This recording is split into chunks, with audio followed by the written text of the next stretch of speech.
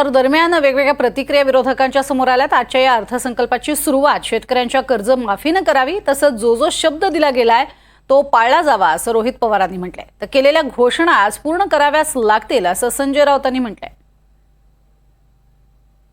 आपण जर बघितलं तर गेल्या वेळेस म्हणजे एक वर्षापूर्वी जे बजेट झालं होतं त्याचे फक्त 42% निधी हा वापरण्यात आलेला आहे। म्हणजे मोठा निधी म्हणजे ऑलमोस्ट 58% 58% निधी हा सरकारकडनं वापरला गेलेला नाही।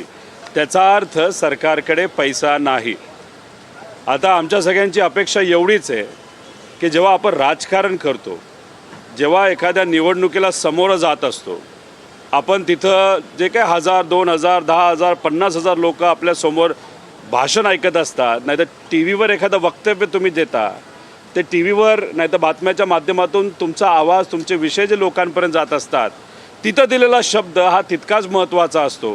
त्यामुळे या बजेटकडनं लोकांची अपेक्षा आहे, आमची अपेक्षा आहे की तुम्ही इलेक्शनच्या काळामध्ये जो शब्द तिथं दिला होता तो शब्द आजच्या बजेटमध्ये तुम्हाला खरा करावा लागेल। दोन महत्वाचे संकल्प आधीच्या सरकारनं जे घटनाबाह्य सरकारने केले, त्याच्यामध्ये एक होतं कर्जमाफी, शेतकऱ्यांची कर्जमाफी 3 लाखापर्यंत, आणि लाडक्या बहिणींना त्यांचं मानधन वाढवून 2100 रुपये देण्याचे 2 संकल्प यांनी। ज्या घोषणांवर तुम्ही मतं विकत घेतली त्या घोषणा तुम्हाला या अर्थसंकल्पात पूर्ण कराव्या लागतील, एवढंच मला म्हणायचं।